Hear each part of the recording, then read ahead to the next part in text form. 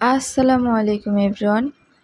আপনাদের সাথে আজকে আমি শেয়ার করব একটি আমার রেসিপি, যেটি হলো গরুর ভুঁড়ি।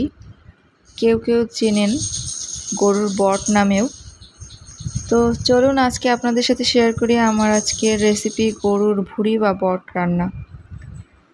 তো আমি এজন্য প্রথমে একটি প্যান নিলাম।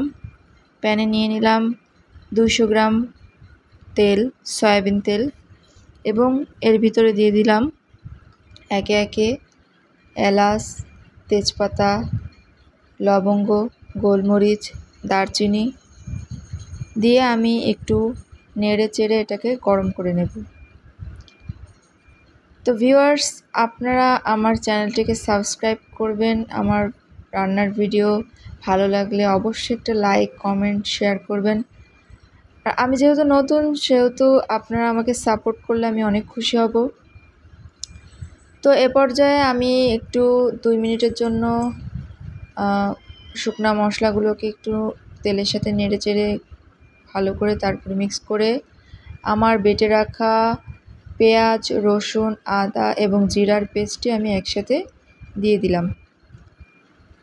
আমি আসলে একসাথে আমার আন্দাজ মতো 1.5 কেজি ভুঁড়ির রান্নায় যতটুকু প্রয়োজন ঠিক ততটুকুই। 2 চামচ রসুন বাটা, 2 চামচ আদা বাটা এবং 1 কাপের মতো পেঁয়াজ বাটা এবং 2 চামচ জিরা বাটা আমি সুন্দর করে মিক্স করে বেটে নিয়েছি, এবং এটাই আমার মেইন মশলা। তো এই মশলাটিকে আমি সুন্দর করে নেড়ে চেড়ে যতক্ষণ না অবধি মশলার কাঁচা গন্ধটা চলে যায় ততক্ষণ আমি একটু নেড়ে চেড়ে ভেজে নেব। এ পর্যায়ে আমি দিয়ে দিচ্ছি হলুদ, একে একে লবণ, পরিমাণ মতোই লবণ, 1 চামচ গোলমরিচ গুঁড়া, জিরার গুঁড়া। তো আমি আমার পরিমাণ মতো আমি এগুলো দিয়ে দিচ্ছি, আপনারা আপনাদের পরিমাণ অনুযায়ী দিয়ে দিবেন। এরপরে আমি ঝালের জন্য দিয়েছি লাল মরিচের গুঁড়া আমার স্বাদ মতো। যেহেতু আমরা একটু ঝাল বেশি পছন্দ করি, মাংসে বা ভুনা তরকারিতে আমরা একটু ঝাল বেশি পছন্দ করি, তাই সেহেতু আমরা একটু ঝালের পরিমাণটা আমি একটু বাড়িয়ে দিয়েছি। আপনারা কম বেশি করে নেবেন, আপনাদের টেস্ট অনুযায়ী আপনারা ঝাল কমিয়ে বাড়িয়ে দিবেন। তো এই পর্যায়ে আমি একটু মশলাটাকে একটু মিক্স করে ভালো করে নেড়ে চেড়ে এরপরে একটু পানি দিয়ে দেবো, কারণ মশলাটা যেন পুড়ে না যায়। মশলাটা পুড়ে গেলে আসলে তরকারির টেস্টটা ভালো আসবে না। এজন্য আমি একটু অল্প সামান্য পরিমাণে পানি দিয়ে মশলাটিকে ভালো করে কষিয়ে নেব। তো ভিউয়ার্স, কে কোথা থেকে আমার ভিডিওটি দেখছেন অবশ্যই কমেন্ট করে জানাবেন। আর আমি আপনাদের কাছে দোয়া চাই, আপনাদেরও আমি দোয়া করি আপনারা অনেক সুস্থ থাকুন, ভালো থাকুন। এখন আমার মশলাটি কষানো হয়ে গিয়েছে, এ পর্যায়ে আমি আমার ভুঁড়িটিকে দিয়ে দেব। আচ্ছা, আপনারা দেখতে পাচ্ছেন ভুঁড়িটি খুব সুন্দর করে আমি প্রায় 2 থেকে 3 দিন জাল করে করে করে করে এই ভুঁড়িটিকে রেডি করেছি।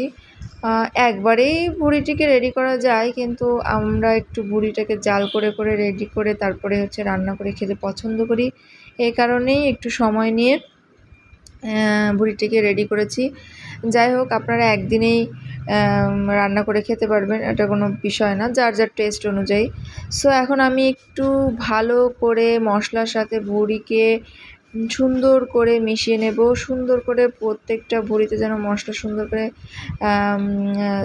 যায় সেরকমভাবে আমি মিশিয়ে নেব, এবং এই পর্যায়ে ভালো করে একটু কষিয়ে নেব, পানি ছাড়া একটু কষিয়ে নেব। তো আমার কষানোটা প্রায় হয়ে গেছে। এবার আমি ভুঁড়িটি সেদ্ধ হওয়ার জন্য ভুঁড়িটি কষানোর জন্য আমি একটু পানি দিয়ে দেব। সেই সাথে একটু সেদ্ধও হবে এবং ভুঁড়িটি কষানোও হবে, সেই অনুপাতে আমি পানি আমার মাপ অনুযায়ী আমি পানিটা দিয়ে দিলাম। আপনারা আপনাদের মাপ অনুযায়ী পানি দিয়ে দেবেন। আমি আমার মাপ অনুযায়ী আমার ভুঁড়িটি সিদ্ধ হতে, মানে আমি যে ভুঁড়িটি রান্না করছি সেই ভুঁড়িটি সিদ্ধ হতে কতটুকু পানির প্রয়োজন সেটুকু আমি আমার আন্দাজ মতো দিয়ে দিচ্ছি, আপনারাও আপনাদের আন্দাজ মতো দিয়ে দেবেন। এখন আমি ঢাকা দিয়ে ভুঁড়িটিকে জাল করতে থাকবো, অল্প আঁচে ভুঁড়িটিকে জাল করতে থাকবো, সিদ্ধ করতে থাকবো। না হলে আসলে ভুড়ি রান্না করতে বা পট রান্না করতে একটু সময়ের ব্যাপার। কেউ প্রেশার কুকারেও সিটি দিয়ে দ্রুত সময়ে রান্না করা যায়, আবার এভাবে কষিয়ে কষিয়েও রান্না করা যায়। তো এ পর্যায়ে আমি আবার ঢাকা খুলে আবার নেড়েচেড়ে আবার দিয়ে দিলাম। দেখুন আমার ভুড়ির কালারটা কত জোস আসছে, এবং এ পর্যায়ে পানিও শুকিয়ে গেছে অলমোস্ট। তো আমি এ পর্যায়ে আমার ভুড়িটির কষানো হয়ে গেছে, আর সুন্দর মতন আমি কষিয়ে নেব।